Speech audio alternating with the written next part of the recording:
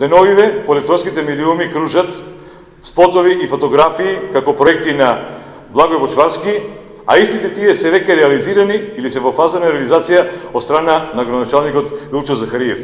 Значи, класично китење со туги перја.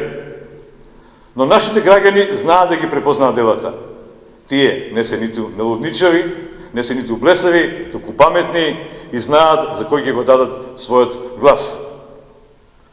Кандидатот на СДС во Штип секојдневно јавно покажува дека е неспособен самостојно да го издржи товарот кој му го даде неговата партија, па затоа сега цела влада, деновиве, е преселена во Штип. А врв на неговата неспособност е денешната посета на така наречениот премиер, кој за рака го шета како мало дете низ целиот град. Почитувани, зарем овие работи не зборуваат доволно дека кандидатот на СДС е уште мал сам да си ја заврши работата?